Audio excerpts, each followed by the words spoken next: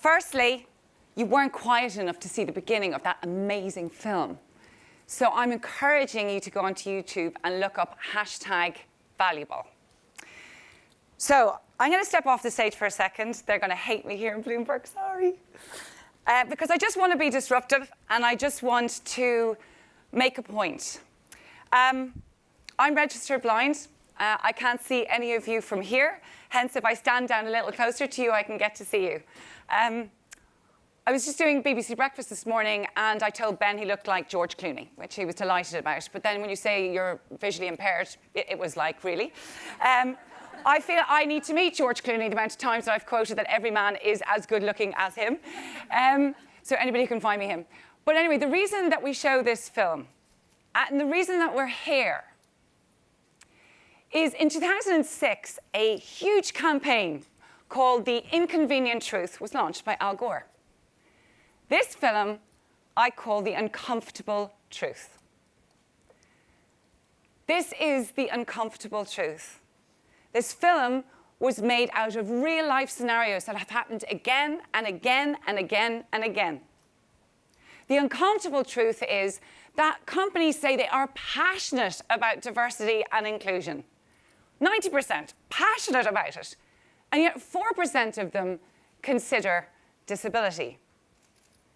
How can you say that you're committed to diversity and inclusion if you're leaving off 15% of the global population? And this film was not created to shame anybody. It's kind of created to make you feel a little squirmy. Because this isn't just about disability. It's about the competing a la carte, pick and mix inclusion agendas that poor leaders have to face. And what we really want to see happen in the world, in our corporate worlds, is to get full, universal corporate inclusion for everyone, where we are not pitting humanity against each other. But right now, today, through the lens of disability, I want to challenge you to think. There's a disability inequality crisis in the world. 1.3 billion people. If they have a mum and dad, we're talking about 53% of our global population. However, it's going to touch every single one of us at some point in our lives. So, despite the fact that I can't see you, so don't take the mickey out of me, can you put up your hand if you have a direct experience of disability? Keep them up. Can you put up your hand if you know or love somebody who has a disability? Can you put up your hand if you intend to grow old? Seriously, guys? This issue is going to touch every single one of us at some point in our lives. Yes, the scary part of this is that you're 50% less likely to get a job and 50% more likely to experience poverty. 80% of this 1.3 billion currently is acquired disability between the ages of 18 and 64, workforce age. 80% of this 1.3 billion is invisible. I don't look like I am visually impaired or registered blind, unless you see me later in the airport with my white stick when I'm going to skip the queues to get the pity to get forward, right? You don't know that I can't see so well. But the really extraordinary part of it is, in OECD countries, disability exclusion is costing GDP 7%. You're 90% less likely to get an education. UNICEF figures, if you are a child with a disability, this is so bonkers. It's crazy. So the only way that we are going to solve this inequality crisis, if the most powerful force on this planet, which is business, it can't be solved by governments and charities alone. If business comes to the table, if business includes, society includes, that's why all of us are here. The power of business, inclusive business creates inclusive societies. But the scale of this issue, why has business never touched it? Where is the Al Gore for disability? Why did we never have a leader? Why did it never reach the platforms of business around the world when it's an issue that is all of our issue? Well, there's 4 key reasons. One is the narrative around it, that we've pitted it in ideas of a medical model. But to have a disability is an impairment. It's my impairment. It does not define me. A label is for a jam jar. I am a human being first, and like as everybody has, okay? So the reality of it is, it's only one aspect of us. Society is what disabled. I've the impairment, society disables. But we've got a much better challenge for you now. The reason that business hasn't engaged is because there's a market model that is completely not understood. This group right now is worth 8 trillion. This is a market in this time of hyper competition. How could you ignore it? We don't need sympathy. We have to put on clothes. We have to eat. We have spending power. It's a growth opportunity. It's an innovation opportunity. It is a brand differentiator. It's about next-gen talent acquisition and retention. It's about innovative retention and acquisition of talent because people with disabilities think differently. It's about the supply chain. It is not about employment. It's about 1 billion consumers and suppliers and talent and members of a community.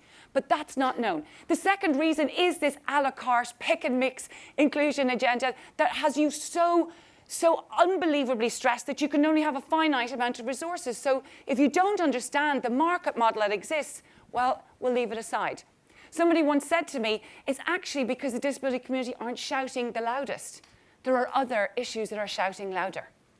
The third key issue is fear and complexity, because businesses go, well, what am I supposed to do? Well, how can I do it? But the thing is, how do you do anything? Why is it more complicated for disability? So if you were to start, if you weren't doing anything, what would you do? Go talk to the people. You already have employees in your business. Probably, most likely, 13% of your employee base has a disability, but the most of it is invisible.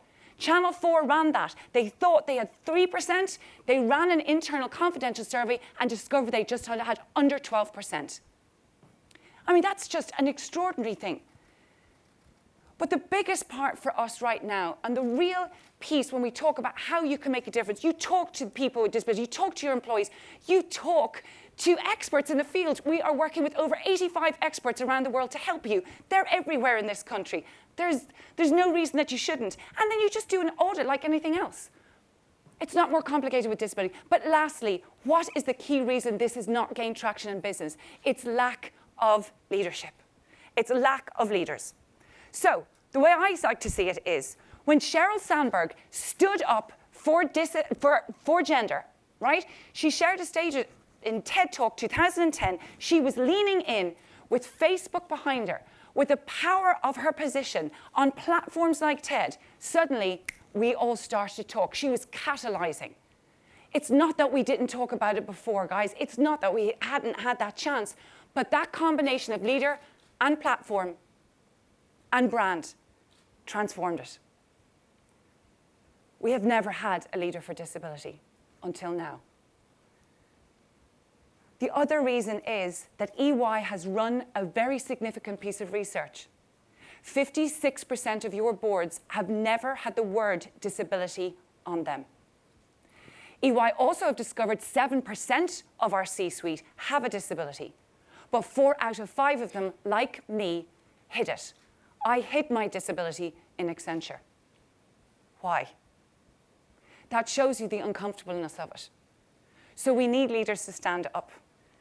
And in 2017, Paul Polman, the outgoing CEO of Unilever, was the very first to stand up. And when one leader stands, it's extraordinary what you can do. With Paul Polman standing, and he asked me, what do you want? I said, I want to find 500 Sheryl Sandbergs. Help me. And I want to get on the biggest stage in the world for business. So in Davos this year, we made history on the main stage, not a special session, on the main stage of Davos. With a press conference, a World Economic Forum press conference, we launched the Valuable 500. With our partners, Omnicom, the biggest media company in the world, Virgin Media, and One Young World. We launched the Valuable 500. And on that panel of Davos, we had Fujitsu and Accenture and Bloomberg and Unilever and Procter & Gamble. Isn't that extraordinary? We had 2 enemies on the same stage, right? That just shows you the importance of this issue, that it's an issue that's just about to pop. And so what is the Valuable 500? Very simply, we are inviting 500 CEOs around the world, CEOs who stand for over 1,000 employees, to put disability on their board agenda once before the end of this year. That's it. and then make a commitment to action. This is about CEO responsibility, it's about accountability, and it's about intention. Unfortunately, we're holding the mirror to the CEOs and the leaders. So what does that signature mean? If you're a company that has never done anything in the past, it is a commitment to begin. It's an intention. If you're a company that's done lots of stuff, it's a commitment to release more resources, more potential. If you're leading or you've been phenomenal and fantastic, well, we're asking that signature so you can influence your peers who may not have had the comfort or the confidence to do it. And who do we know are our allies for change? Well, our allies for change are the next generation who care about belonging and inclusion more than anybody else. Our allies for change are the creative industry. And our allies for change are the employees that are currently in your businesses. This is an exciting time because this is part of our population standing up. And we have the partners, and we know it's possible. So before I close, I just want you to think of 2 or 3 things. I am not asking you to think that disability is more important than anything else. Not at all. No way. It's because there's so much intersectionality. I'm not asking you to say the session before was more important than this. The only thing that we have in common is that we are different. Please let us stop competing against each other. There's no need. If we get disability right, we get all of humanity right. What we're asking you to do is to consider it equally. What we're asking you to do is to use both your positional power and your personal power. We're talking about asking you to cause a revolution of head-heart leadership. And what I'm so passionate about, people have always said that my tenacity or stubbornness or doggedness or whatever comes, or my grit, comes from the fact that I'm visually impaired or legally blind or registered blind. It doesn't. It doesn't. I'm a survivor of incredibly painful, untold stories. But I choose not to make them my story. I choose to make the things that I've survived from, which is so much part of all of what we are, to push this. I choose to use the power that I have because I so desperately want to create a world where everybody belongs. Because I want to find a place for all of us to be with each other. And I know it's possible when we engage both our heads and our hearts. So I finished with saying to you, the power of a platform like Bloomberg. Well, I met Peter Grauer after he came off the main stage in Davos, and you don't get away from me very easily.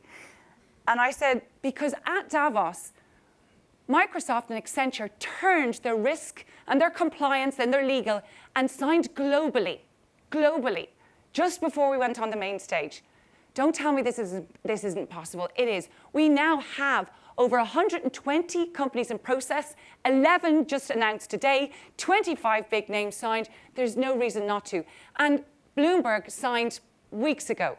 And it's the reason that I'm here. And what Peter offered and what he said is, what can I do with my industry?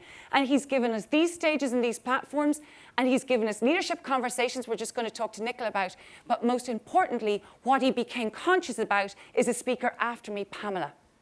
He, as a leader, was conscious of not good programming, but he had no idea of the extraordinary work that Pamela was doing. As she said, she was telling him, but his head was full. But the minute we joined the dots, look what happened. Magic. So the only risk that I can tell you right now to join the Valuable 500, you're all sitting on a piece of paper. I dare you to sign it. If you're a CEO, this is a reflection of yourself. We simply just want your name as a commitment or your card, and there's plenty of us around, because together we can do something absolutely unreal. If you're not a CEO, go influence your CEO. Because next year, Davos 2020, there are 500 seats. There will be a list with 500 names. The only risk is, are you outside the tent or inside the tent? I'm working on FOMO here. But I gotta tell you, if you're on the outside of that tent, you will experience what it is like to have a disability. So please pick up those papers, give us your name. If you can't be a CEO, just shout about the Valuable 500, the revolution for full human inclusion. Thank you very much.